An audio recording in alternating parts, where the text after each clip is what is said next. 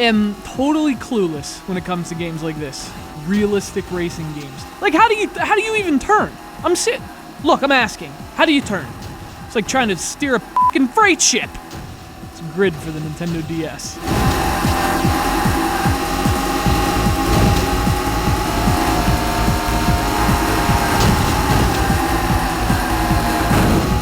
Fortunately, if you're into this kind of game, Grid is actually a pretty good one. And I mean, to pull it off on the Nintendo DS, pretty impressive. These games kind of rely on realism, both in terms of their graphics and their gameplay. The DS didn't really have the kind of power a game like this typically would need. Nonetheless, here we are. I'm blasting through the streets, in realistic cars, with realistic sounds, getting realistic pounds.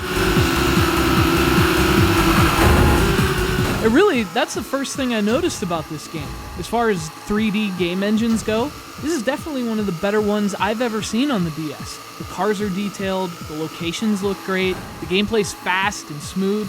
Pretty impressive. And again, if you dig these realistic racing games, you're gonna love that about the DS version. It takes what you like about Grid on consoles and brings it over to handhelds with the same great presentation. And the cool thing is, at the same time, it's actually kind of its own game.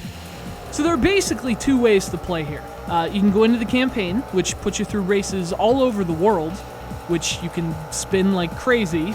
See, that's the kind of game I'm interested in. Like, what's happening on the planet while I'm... All right, that's weird.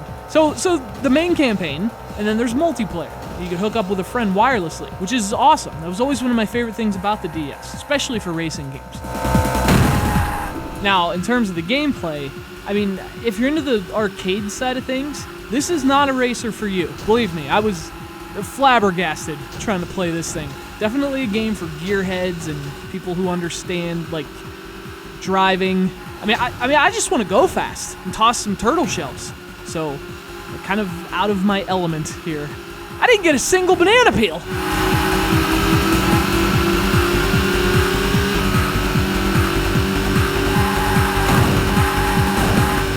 So the cars handle well, it does the simulation racing thing just fine, but if I found anything in this game to be annoying, it's the damage system. So as you play, your car takes damage as you would in real life, which means certain parts start failing on you. Now if you're good, it's no biggie, but for me, I was slamming into things every 5 seconds, and if you do that, at some point your car it literally stops working, and then there's no point in even continuing because, you can't. Which, takes the realism thing a bit too far for me. Anyway, as you'd expect, there's also a garage. That's where you can tweak your whip, playa. Dude, I don't know anything about cars. Look at this. I made a Bret Hart car. Who even does that? Nonetheless, there's also a track editor, which is really cool. I mean, the interface is a little clunky, but it's cool. You unlock parts in single player, which you can use to design your own tracks. And it's actually a pretty deep editor, too. The music, on the other hand, not as deep. Actually kind of hate it, so just click, mute city. Games like this, they have a very specific audience, and there's not much room for crossover appeal. Grid is definitely not a game for me, but if you're part of that audience, it's great.